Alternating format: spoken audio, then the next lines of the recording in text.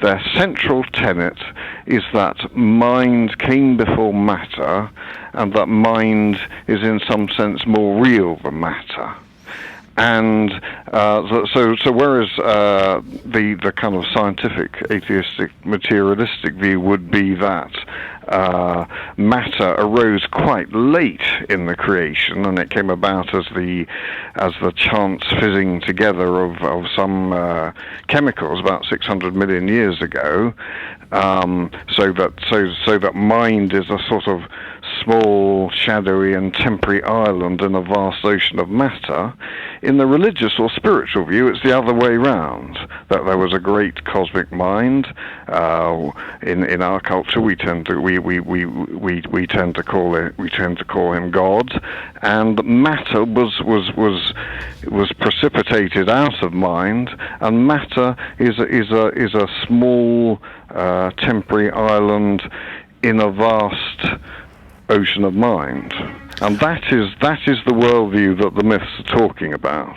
And what all the myths of all the religions around the world talk about is what we call in Christian culture the fall. And the fall was a fall into matter. So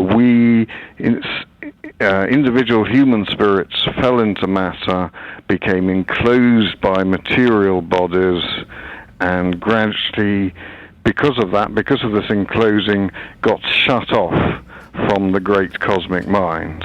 And then everything went very wrong. Because we were shut off from the cosmic mind and we had free will, we behaved badly. And all the myths from around the world then talk about a great natural disaster, the flood, which came and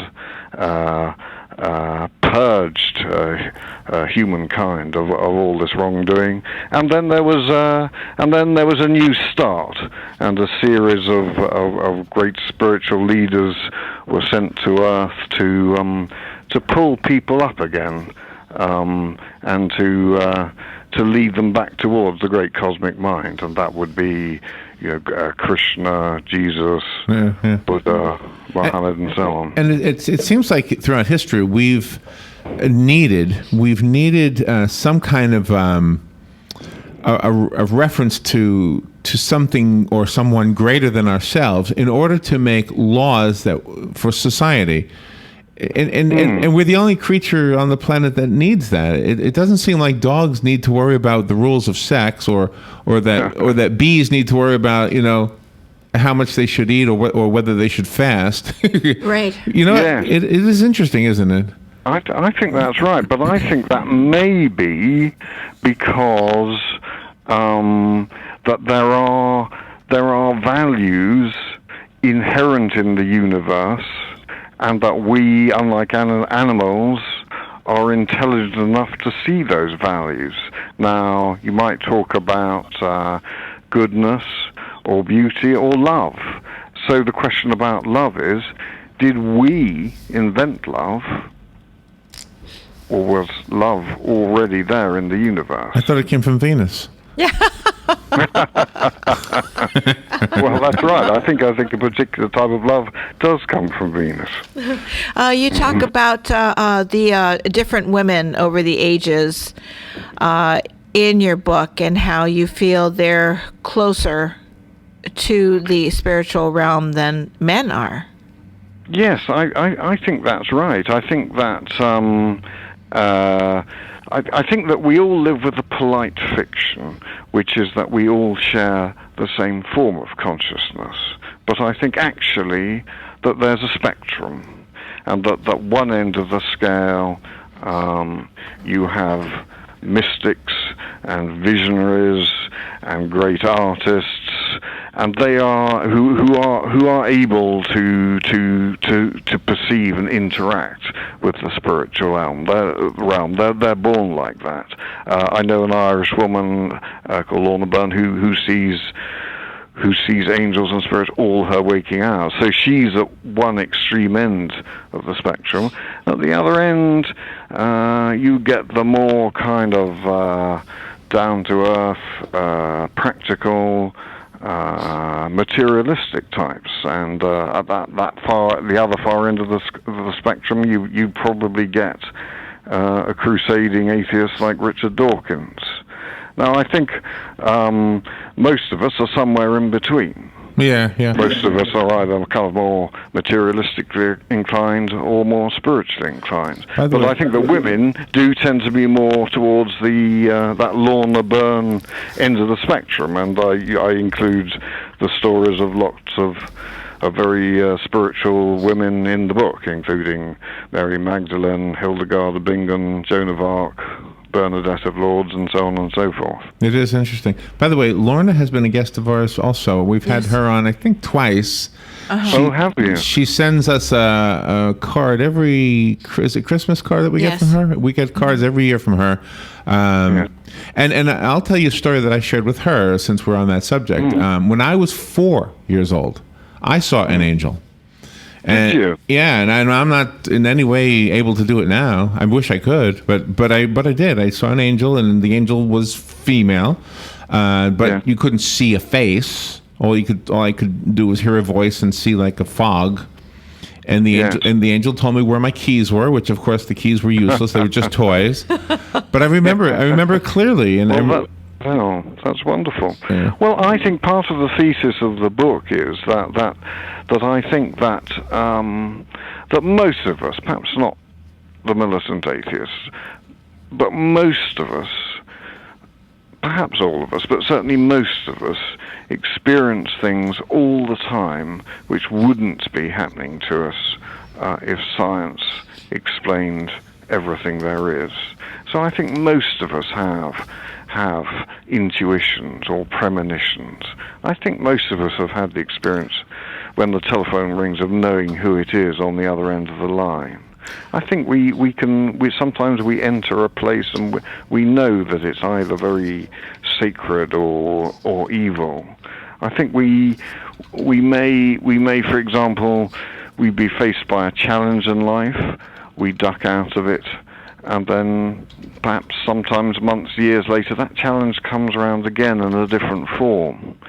Or we may, I think that if we meet someone and we fall in love and we know that it's meant to be, we are not living in the world of the atheists, because in the world of the atheists, any idea of destiny is a delusion. Some of the myths that we may have lost forever are the myths that were held by the Native Americans. Did you explore them at all? Yes, I did, and I think that while different cultures and different spiritual traditions and different religions may differ when it comes to dogma, when it comes to teaching, I think when it comes to religious experience, they're much more similar. And one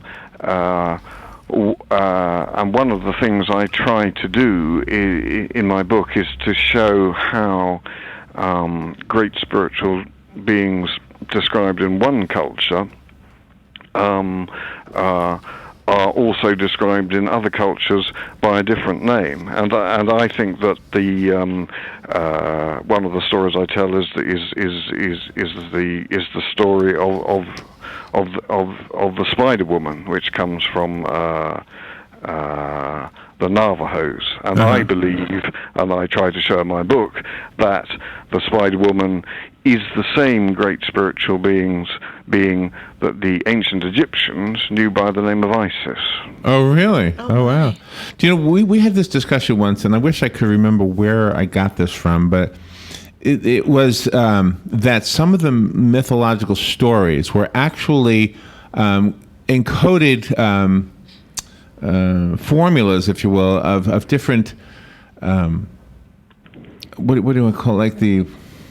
Like gold and what? Do you know what I mean? I think that they were yes. I think there's a strong alchemical tradition, and I think that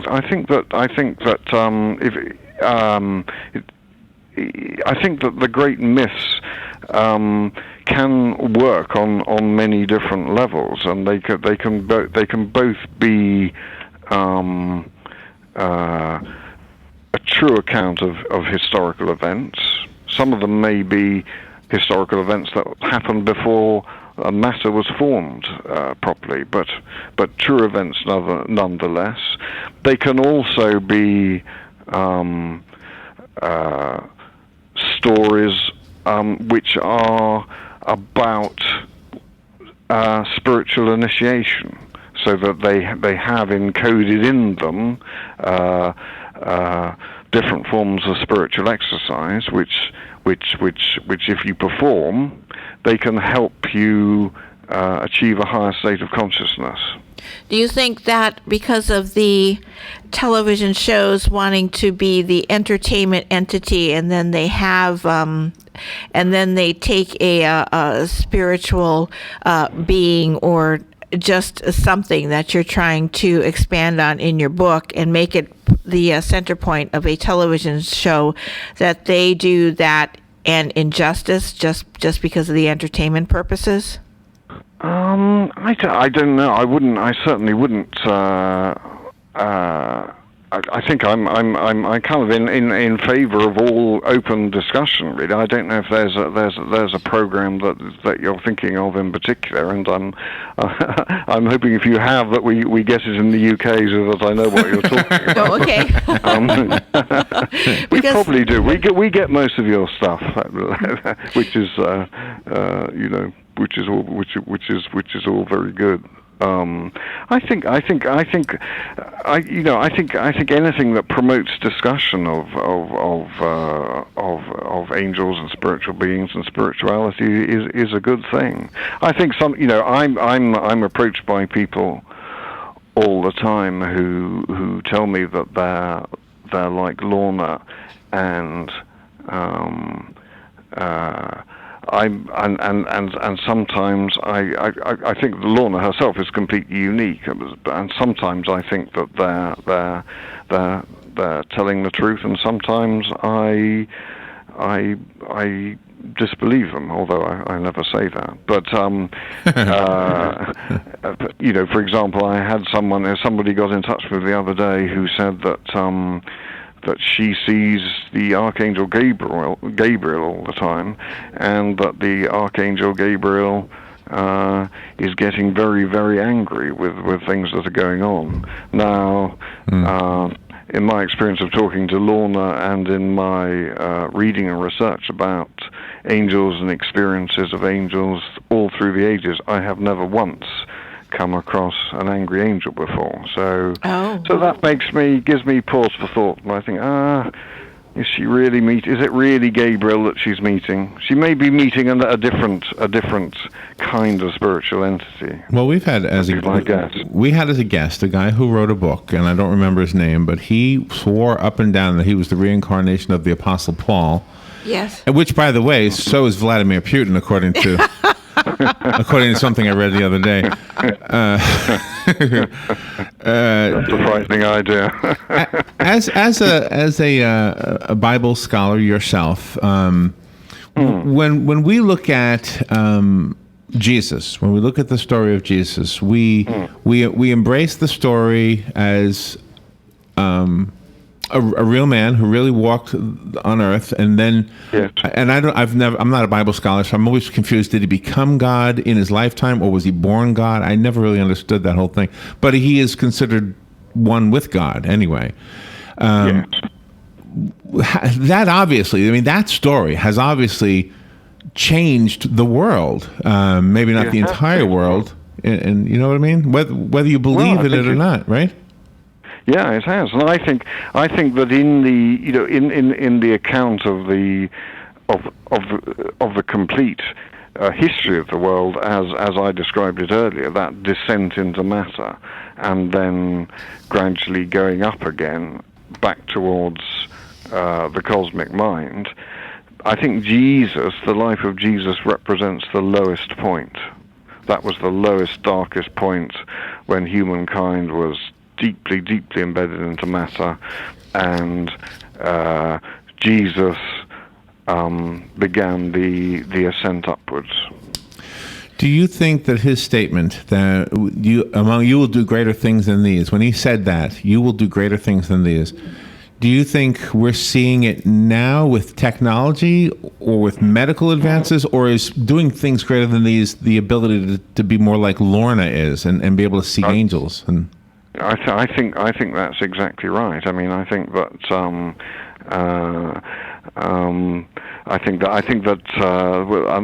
certainly what Lorna says, that, and I think it's what kind of mystical tradition says, is that we will all gradually acquire what in the New Testament is called the gifts of the Spirit, and I think that you, Larry, because you've seen an angel, are clearly a very highly evolved being. I like to think so. Yeah. I'm teasing. Sorry, I was just. May I ask what? Sorry to interrupt, Robin. May I ask what Larry, what Lorna said about your vision? Did she? Oh my goodness! Did she give you any? Did you ask her about it? I did. I did. I told her about it, and I don't remember what she said. I'll tell you what I think about it. What I think about it was the angel told me where my keys were. My keys were a plaything. They went to nothing. I didn't need keys. I wasn't locked out of anything. But all my life, I remembered the story.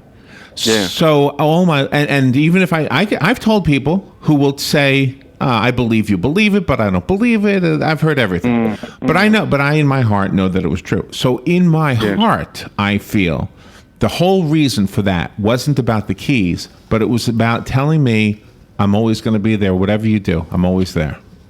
Yes. And I'm glad I got a female too, by the way. Yes. And she was probably also telling you that there is a key to be found. You know, that we're not living in the world of Richard Dawkins. We're living in a world where there is a door to be unlocked, where there is indeed a truth to be found. Wow, I never even looked at it that way before. That's the first time I've ever heard anybody analyze my vision or whatever it was. Yeah. Wow. Sometimes when people are the bad guys throughout history, they appear very charismatic and very charming, and people are drawn to them. But it seems like angels just seem to be ordinary, caring people, and then people sort of dismiss them because they don't have that extra charismatic quality. Why do you think that is? Why are people, just driven toward the charismatic person that turns out to be the bad guy and isn't automatically drawn to the ultra good person?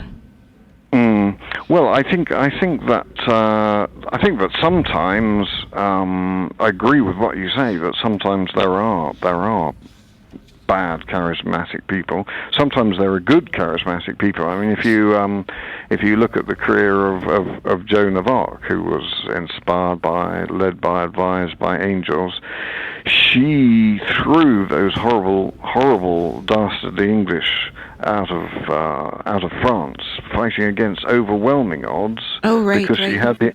she had the angels on her side. So, but sometimes the reverse does happen, and sometimes there are the angels, and then there is the other side. There is the darker side, and I think that some people make a pact, consciously or unconsciously, and they can be very powerful. Yeah, I think that's right. And of course there are lots of mystical traditions about the Antichrist. So an incarnation of the devil, which will be like, in some ways, like the incarnation of God in Jesus, and there are lots of myths about the incarnation of the Antichrist happening around about now. So, that's something we should be aware of. I don't think we should. I think it's probably wrong to to dwell too much on the dark side, on the other side. I think we need to be aware of it, but it has a certain sort of pernicious fascination, and I think if we dwell on it too much, we can sort of let them in. Well, I said at the beginning, I kind of wish this was a much longer interview. The book is really outstanding, Mark. How did you pitch this one to the publishers? I mean, this is such an in-depth. They asked for a 2-minute pitch, and you must have spoke for 20 minutes, huh? Well, I suppose it helped that I'd written this previous book, which called The Secret History of the World, which is about the kind of spiritual, mystical beliefs of the spiritual societies, and that had been a bestseller in many places around the world. Including America. In fact, it was the biggest bestseller in America and France, which I think just goes to show which are the two most intelligent countries on the planet. The book that I'm bragging about is in my hands. I want to give it away. It's a beautiful hardcover book. It is large. It's about as large as a Webster dictionary, and I would like to give it away. So if you want the copy I have, call me. The rest of us have to go buy it. And Mark, let's start with the website. I know Simon & Schuster is the publisher. Do you have a website of your own? I don't have one at the moment. No, I was just developing it with my daughter at the weekend, but it's not quite ready to go yet. But you can, if you're interested, follow me on Twitter. Because I'm better known as a publisher in the UK, I use a pen name which is Jonathan Black. Okay. So my Twitter site is at jblackauthor. Okay, J. Black Author. Mark Booth is who you'll look up, I guess, on Amazon and the other places you would buy books. Let me give this one away. Good morning. You've got the book. Who's this? This is great. How are you, Larry, and everybody else? Good. You've got the book. You know we're at the mall now, right? Yes, I do. Okay, Grace. It'll be waiting for you. Thank you. Thank you. Okay. There you go. Boy, it was the phone lit up, by the way, when we when I announced it. Mark, thank you for being on the air with us today. And but you know, a better connection from London than sometimes we get from our own town here. Sometimes. Oh yeah. So good. Yeah, the phone. Well, I've really enjoyed talking to you, and thank you so much for having me on your show. Thank you. Are you going to release this? Is it an ebook, and are you going to release it as an audiobook? It is available both on and on audio. Are you the voice on the audiobook? No, I'm not. No. I tell you what, the audio voice on The Secret History of the World is Robert Powell, who played Jesus in that famous film of the life of Jesus. So I'm very pleased about that. Oh, wow. That is kind of cool. But you've got a great voice too. That's why I was asking. I'm pretty sure Lorna did the voice on her own audiobook, didn't she? I think so. I think so. She did. Oh yeah, maybe. Mark, thank you. Thank you for being with us today. Well, thanks very much. All right, Bye. we'll be right back. You're listening to WOCA News Talk 1370, Ocala's source for what's happening in today's hottest, up-to-date news and topics. Hi, this is Joe from Damage Control Services. Join me Tuesdays at 10:30 when we discuss what to do when your property gets damaged, how to fix it fast, and get back on track. At Damage Control, we specialize in helping home and business owners recover from damage caused by floods, fires, storms, tree damage, mold, and all other insurance-related disasters. So when disaster strikes, big or small, call Damage Control Services. Call me 352-817-6574. 352-507-5352. 352-507-5352. 352-507-5352. Tom. 352-507-5352. Tom! What? Oh, what? What is that phone number? Oh, that's our new number